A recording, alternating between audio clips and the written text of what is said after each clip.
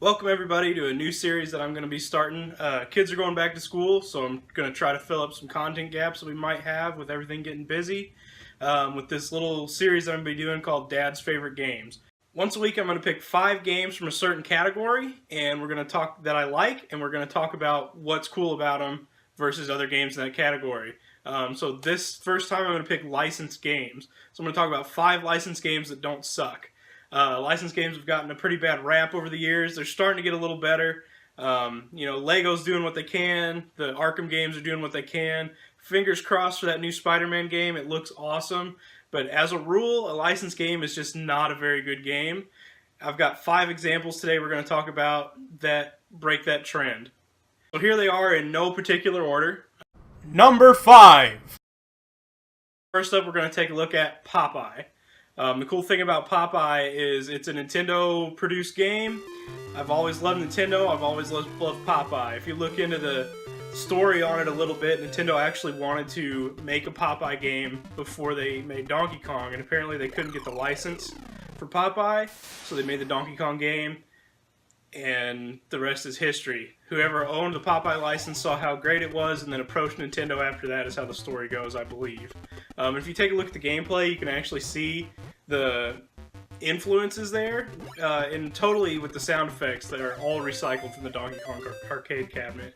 And if we're being honest, Popeye might be just a little bit better than the Donkey Kong arcade. You can move around, you can attack things rather than just having to find the hammer like in Mario. The object of each board is to collect the things that Olive's throwing, all of them, and then move on to the next board. Number 4.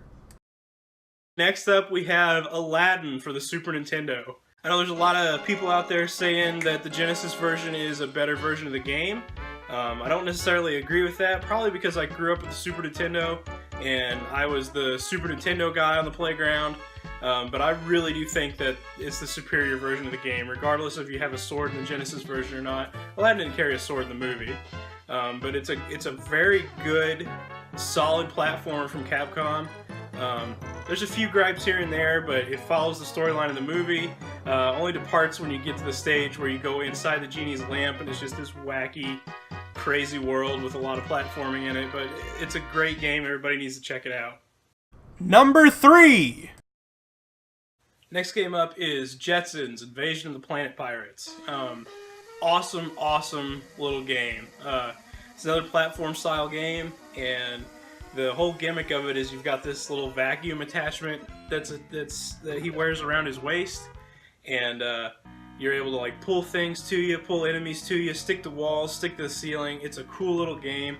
I always loved the Jetsons growing up. It was one of my favorite cartoons, and this game does a really great job of using the Jetsons license, mainly just George, and putting him in these silly situations that you would kind of see similar things in the cartoon.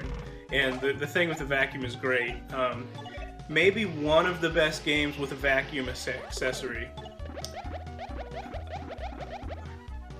Yeah, that's probably the only other one besides Luigi's Mansion, but it's good. Number 2. DuckTales for the NES. Absolutely one of my favorite games of all time, and one of maybe the best licensed game ever made. Like I said, the list isn't in any particular order, so this might have been the number 1 spot. But so it's based off of the DuckTales cartoon, which is another favorite of mine from being a kid, and this was a weekly rental for a long time for me. The object of the game is you go through it. It's a platformer again.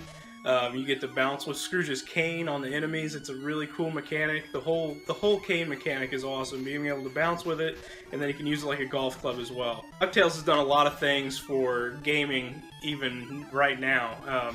It's some of the best music that's ever been in a video game, and I think a lot of game composers have taken inspiration from that, and a lot of games have taken inspiration just from the mechanics in it. Shovel Knight, for instance, the shovel bounce that he does is exactly like Scrooge McDuck's cane.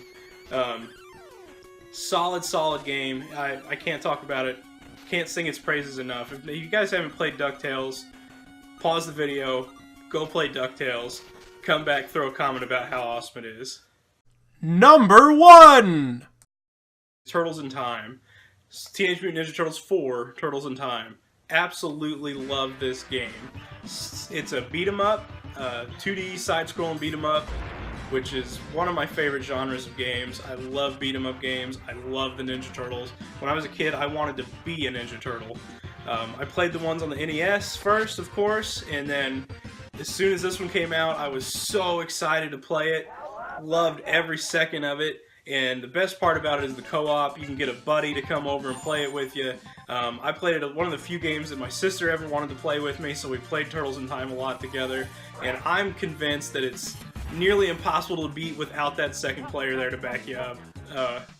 Especially the Leatherhead fight. Like, I've beaten the game by myself, but the fight with Leatherhead on that train, nearly impossible. It's the hardest boss in the game. He's harder than Shredder.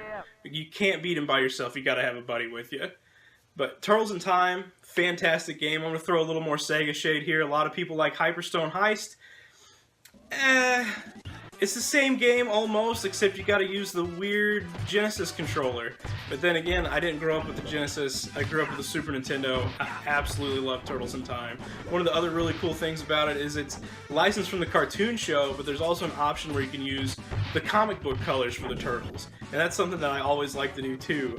Growing up, there was a barbershop he had Ninja Turtles comics there.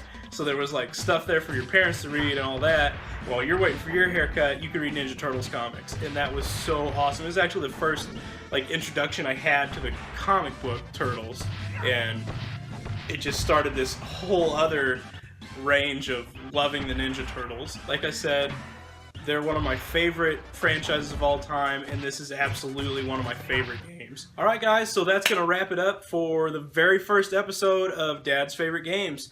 If there's some other category of games you want me to talk about, drop a comment below. Make sure you give us a like and subscribe and hit the little bell, all the YouTube things. Let me know what you thought about this. Is this something I should keep on doing? Are there other games you'd like me to explore? Would you like to see games that I don't like, maybe, in one of these episodes? Alright guys, just let me know what's going on. Thanks for watching. Good night.